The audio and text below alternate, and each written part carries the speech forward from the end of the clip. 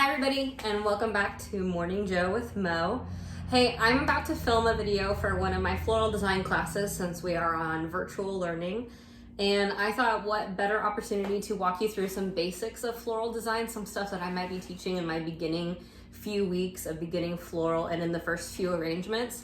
So if you've ever been curious about arranging and designing flowers at home, this is the video for you.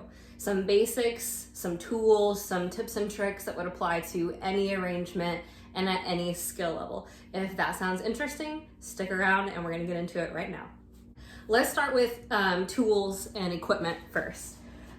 Containers are the very first thing that you need to start with besides the flowers. You need to choose a container that's gonna flow with your color scheme or your formality level. If it's something like somebody's wedding versus just a just because kind of arrangement or more casual like family picnic barbecue kind of style, all of that changes. So I like to have some containers on hand at all times. My trusty handy dandy mason jar, it basically goes with everything. You can put ribbon around it to jazz it up a little bit, but a clear mason jar is just a very versatile vessel. And then something I found a couple years ago at IKEA's glassware section has several different vases, and I think these were only $1 or like $1.50. So I've got various ones, but they have skinny necks, much like a bud vase style. And so I've got a few different styles of this, and it's cool to make a couple and cluster them together as an arrangement. So you don't have to just use one larger vessel. You can use several small ones and cluster them together, especially at varying heights. It adds some interest. So be thinking about that. And then I always have some sort of solid, because if you're gonna work with lots of material and you don't want to see the stem work, especially if you're gonna design some sort of shape, you can put chicken wire in here, you can buy the pillows and the frogs, or we can do tape grids, which I'm gonna show you guys in a second. But we can play with our shapes and our design and hide all of the mechanics. So all that you're seeing is prettiness if you've got a solid non-see-through. So I like white because it goes with everything, but if you wanted to play with any other kind of color or even something that's more like a wood texture or a look, that's very popular, but it's still a neutral. So containers are pretty cool. Next, I save my flower food packets when I buy stuff from the grocery store. Usually I'm gonna buy several different bunches to make an arrangement, and they always come with one of these each, or at least you can take one each, but you don't need to use them all the time. So I always save and stash these, that way I have some on hand. If you do not have these on hand, a quick and easy in a pinch is just adding a tablespoon of white sugar, like table sugar. It is not a good thing to do all the time or frequently though, because sugar, while it is a quick and easy food source for the flowers, it's also a very easy food source for bacteria, so which means you're gonna wanna change the water very frequently if you do that. But if you don't have this on hand, that's an easy trick to save your bacon if you have something that's important for like one day. Next, I have tools, floral shears. Most people just have scissors at home and that's what they use. But scissors, especially if you're using them for multiple things in your household, the blades can get very dull, and then instead of cutting the stem, they're crushing the stem, which inhibits water uptake, and your flowers are gonna die or wilt a lot faster. So if you could at least have 2 pairs of scissors and designate one for crafting and floral arranging. But if you have the ability to get your pair of floral shears, they're a lot sharper, they're a lot easier to work with, and this is one of my favorite pairs to work with. Wire cutters are also helpful to have on handy because you might be working with wire for an arrangement, especially in the wintertime if you're designing holiday wreaths. This is very handy to have on hand. And for those of you that like to go to dances or have a special occasion coming up where you're gonna make a corsage or a boutonniere, they more than likely are going to incorporate some version of a wire format. So having paddle wire, because then you can cut it at any length. This is really cheap and easy to find, $4 or $5 at the craft stores. And then a good pair of wire cutters. It's nice to have on hand. And then lastly, I've got my different kinds of tapes. Now, obviously the beginner does not need to have all these. If you're gonna have some version of floral tape, I would buy regular floral tape. This is the stuff you find at craft stores or even the dollar store. This is what we would be using to make corsages and boutonnieres to wrap our flowers. If you have the option to get waterproof floral tape, this is what we're gonna use to make the grid on our top of our vessel today. This is worth the investment. This is probably 10 bucks and it's a little bit harder to find, but I believe Hobby Lobby and Joann's covers it.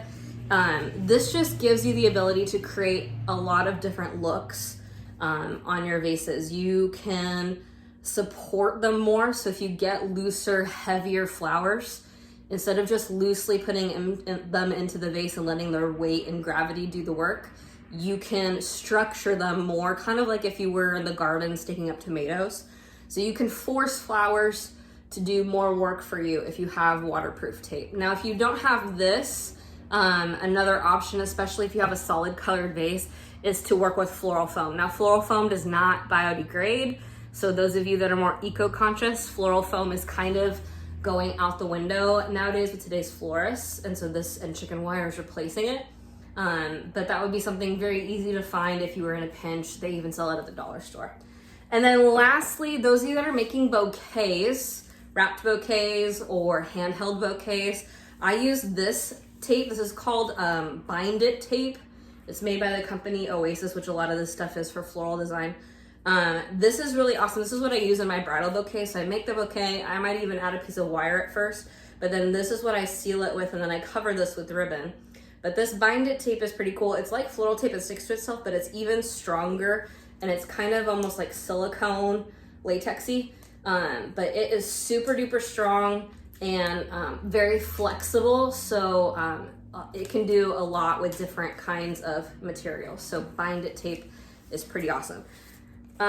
Overall, a very first time beginner, all you need is a vase, some shears or designated pair of scissors, and some plant material. Let's get real, that's really what we're looking for.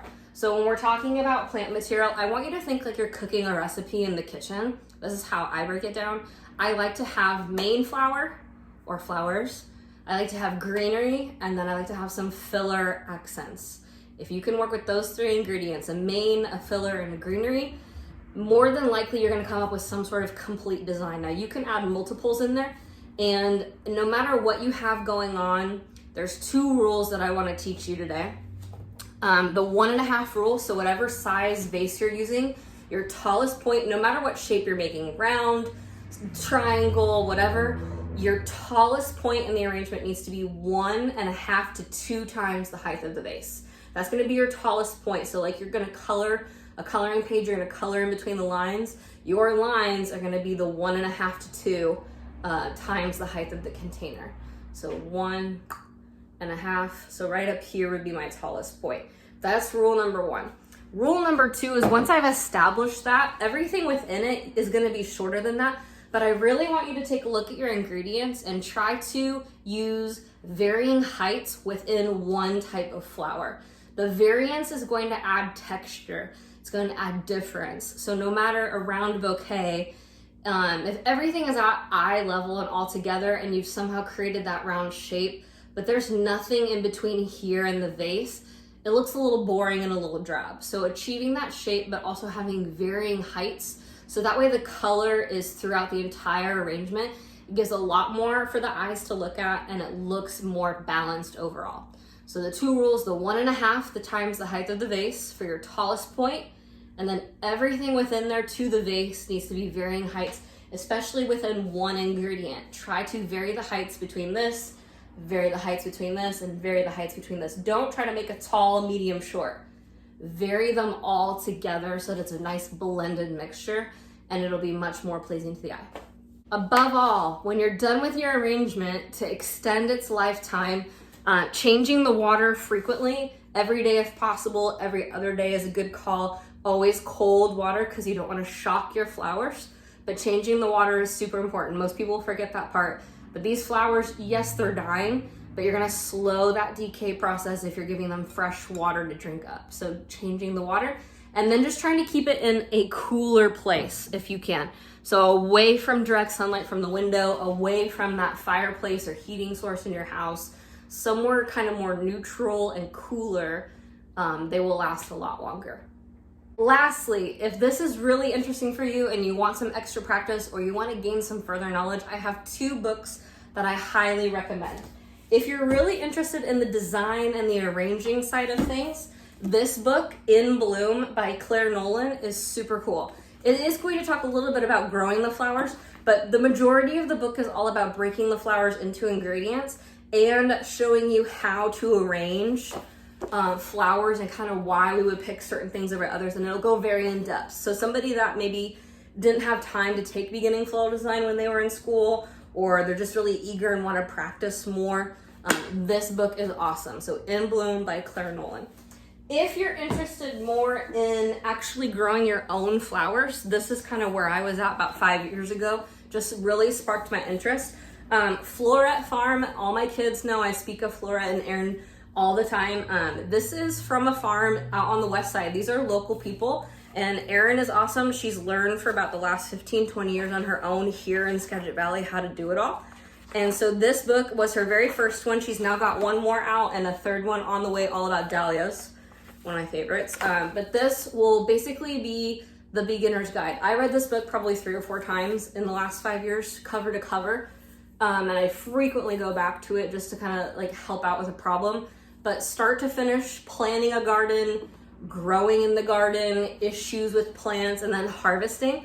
And then also once you harvest, there are some cool arrangements in here. But even if you're just curious about flower types, like you're interested in a garden, but you know it's probably a couple years out, but you just don't know where to start and like what to plant, she has whole chapters in here about specific flowers. And if it's in here, you can grow it in the valley. This is all Skagit Valley stuff. So Cut Flower Garden, Floret Farm, super easy to find on Amazon, both of these. But Christensen's Nursery has these in their gift shop.